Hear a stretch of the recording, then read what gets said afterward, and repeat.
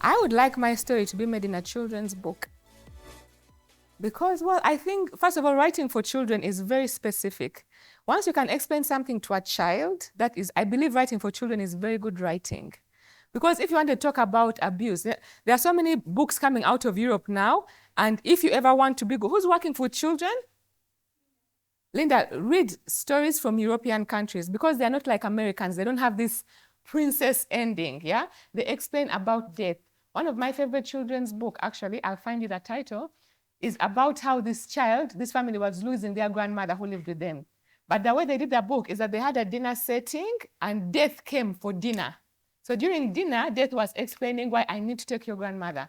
So I find writing for children really beautiful. And if you can summarize a life in less than 30 pages and it's still a great life, then you've done something. Audio is the least crowded field in creating, and it's the one that still pays the most money, you know? So there was a gap in audio, and for me, when I talk about money, people think it's vulgar. But I learned from a very young age, I hope I can leave that with you guys, you also should be paid for your work. You know, there's work that I do for free, but there's work that I protect financially, yeah? So you can say, this is the one that's going to give me money, because there's nothing that scares me personally, like being 40 and a starving artist and working off passion. I don't think I'll have that passion, because I have less passion now than when I was 20 and much less than when I was 30, yeah? So the good thing about audio is it's still a wide range. You can be a voiceover actor, yeah? You can be, you know, these people here in MTN, Airtel. All you have to do is find a studio and say, I'm a voiceover actor. You're all actors. That means you're all voiceover actors, yeah? You can write your scripts, and also audio allows you to create in a vacuum. What do I mean? So before I studied audio, actually, before I went to Oxford to study audio, I did a podcast. And by then there were like 5 podcasts, but it was just for me. It was never for anything. So what I'm telling you, it isn't that I discovered as I was doing. Yeah? It happened by accident, yeah? Me and my friend did this podcast, just interviewing people, only 6 episodes. That was over 5 years ago, and I'm still earning from it right now. Audio gives you the strength and to exist online. Because you guys can write your theater plays, you can make your film, someone has to specifically look for you. But if you recorded a monologue or something on your website, or you shared it on Twitter, I'm an audio producer, there are so many softwares right now, the phones are good, you can record, edit in your bedroom. Audio, because I'm the laziest writer, gave me the freedom to not have excuses anymore, yeah? Like, I can't. I can think of audio, you can sing, it can be a documentary, podcast or audio, you can sit the 2 of us and discuss. That is all content, yeah? So the previous cohort, when they did their radio dramas, they ended up featuring in radio stations in Switzerland and Germany, you know. So audio is going to allow you to become an international artist much quicker, I think. Because if you have a film, let's say you have a theater, and this is not me talking down other formats, yeah? By the way, someone said something about, I think Hilda, we cannot keep doing the same things in the traditional way. To be good at any medium, you have to respect all the other mediums. So while I agree with that, when you understand film and theater, it will make audio so much more interesting for you. So I'm not putting down the other formats. I'm saying, how can this be our secret power as young creatives in a country where the West is constantly looking for stories? But by the time you get your theater play in Germany, that is a long process, yeah? They, like here, have few theaters. By the time you get your movie on Netflix, you can, but right now, how many movies of Uganda on Netflix? At least 1, I think 2 by the same person, I think, right? I mean, the fact that we know that number just proves my point, yeah? Like, how many South African movies or Nigerian movies are on Netflix? Many. Unfortunately, we are still at the bottom of the tier. It doesn't mean that we can't get out, but we need people like you to pull us back up, yeah? Cheaply. And then you can actually look for audio festivals, you can look for radio stations. This is a way you can start calling yourself international. Unique. What is unique? I'll give you a brief summary of that. Audios don't have to be like what Saga had, yeah? It can be a documentary, but I want to get into this more specifically later, yeah? A song is an audio production, you know? You can try to make your thing a song. A beat poem is an audio production. Yeah, a documentary, you can decide to, Patience's story, she can have decided to make it like a mockumentary, and then a girl comes here, she wakes up, you understand? The styles are very unique, yeah? And with audio, you don't have to worry about camera, all of that stuff. So while you're thinking about audio, because you're so fortunate to be here because you're learning stage and screen, I want you to think about experimenting with audio. Yeah? What style haven't I tried before? What am I consuming? As Ugandans, we are such good storytellers. You understand? One of the most unmined source of storytelling is everyone's border person. You know? Yeah? Your border guys have a way of telling stories that is so visual. That is so visual, so entertaining. He can be just telling you, Ledonazukuse, and I'm late. But he passes this side. You understand? So also pay attention to how people are telling stories. Your mom will tell you a story differently from your dad. Yeah? Pay attention to what is descriptive. This is really out of the classroom homework. Yeah? But I want you to, like, right now, you're going to go through the world as editors and you're listening. How are people saying what? If there are children in the room, pay attention to how a child tells a story. A child can be like, and then we went to eat, and then we came back, and then you understand? So that it will help you also to become better theater writers. Because have you ever read something and the child sounds like the adult? Yeah? So pay attention. Because also when you write your characters, also for other mediums, I want someone to be able to say, this is a 30-year-old, this is not you, sorry. This is a 30-year-old, this is a 70-year-old man. The distinction.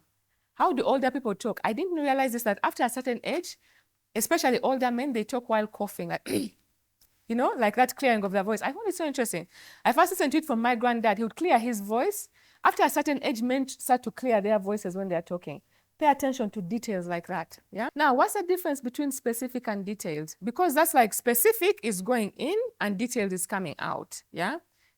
The thing I love about audio the most is you don't have to give me your whole world. I don't need to know where Hilda was born, like in a novel. I don't need to know who her parents are. It could just be about her morning. Yeah? So think, we're going to pick a moment. Just think about one incident. From that incident, then you get the details. Yeah? So that's the beauty of audio. You can zoom in. Yeah? Like Grace, sorry, Kiembo. Okay. With audio, you can decide that you're focusing on the uniform, let's say. That can be the detail you're becoming specific about. Yeah, it can be the uniform. Now, if that is the uniform, I mean, that in itself is a detail, a story detail. It's not like, you don't like paying attention to this uniform thing. So then you decide what is the detail in that. Yeah, it can be the first day you ever wore that uniform. But two things we want to get from here. Yeah, with audio, you can always strip back. You understand? Yeah? So two brokers can become one broker. Keep the details that matter. Yeah? Because you chose this story because it was good. At the end of the day, your audience may pick one thing. When you have gone and put your 17 beautiful details describing a house, so the less you give them sometimes, the more they remember. In radio, compared to film, you don't have to have a door opening, ringing the bell, hi, I'm Patience, Nonya Nyumba. By all of you hearing this on radio, you can know what is happening. Yeah? So get in quickly and establish. That's how you narrow two characters into 20 seconds or less. Remember when you're writing your audio stories, people cannot see your characters. Yeah? So remember what John said, I would have them fighting. A fight can sound like lovemaking, by the way. Yeah? So you can be communicating fight and then people's bodies are just bumping against each other. Because remember, with a fight, your breathing is heavy. With fighting, your breathing is heavy. You understand? So you can communicate the wrong thing. So find moments to tell the audience what exactly is happening. Yeah?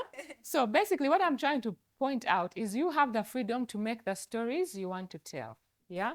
It could also be documentary style, where he's just narrating his story or investigation. And under we have subtle soundtracks. I walk into a meeting, you just hear the chairs like we had, yeah? I sit down, but it is only his point of view, right? Or you can have two people tell this story in audio.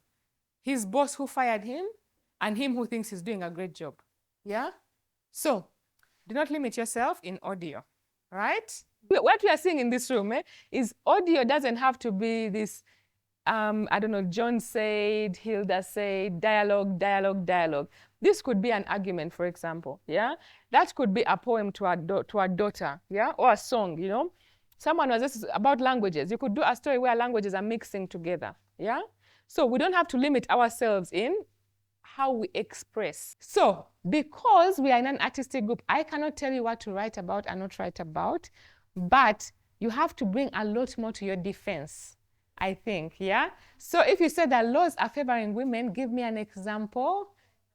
You understand? Because for me, what I know is, for example, in COVID, so my counter defense is in COVID, we had more in the first months, we had more women dying of childbirth and more rapes by fathers. That was one of the biggest consequences. Now, I can defend that with a fact, yeah? Because whenever I get in rooms like this, it's always about creative expression. So any story can be written by any person, yeah? Back it up by research and collaboration, yeah? Have you guys heard of a storytelling style, where you can push the world, like your world, to the most extreme end? Like it normally happens in science fiction, where you create, let's say you have an issue like this, you create a world where you push this situation to its extreme. So you can create a world where, for example, men are not even allowed to talk.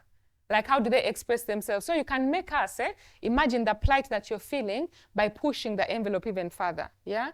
Again, the beauty about storytelling, and specifically audio storytelling, anything can be done. There are so many ways to approach a story. It can be from childhood, from adulthood, it can be in a documentary style, it can be in a poem. There's so many ways, yeah?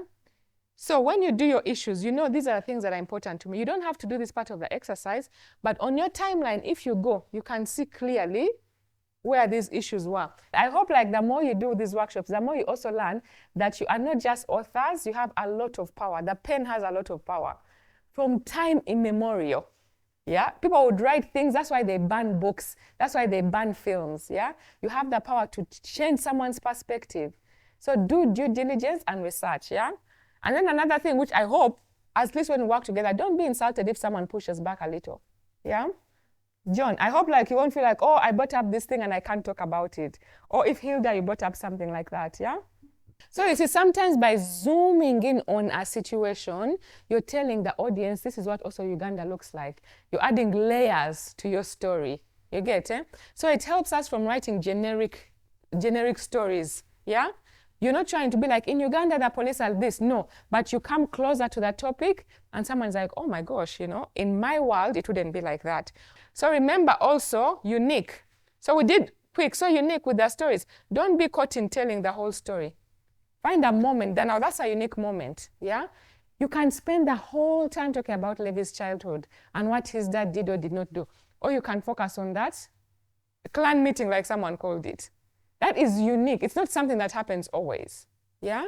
You can find a moment. And I'm not saying be forced to make your stories interesting or unique, but what I'm saying is there are ways you can be very, very specific. Because I genuinely believe, as writers, if we can't write about ourselves, we're going to struggle to write about other characters. But that's just me. Yeah? It's forcing you to get like, what is important about this story? Yeah? So also leave room for what you don't know. Yeah? You can have had a story, but it's also very rich to live like just it's your perspective and let the audience imagine the rest.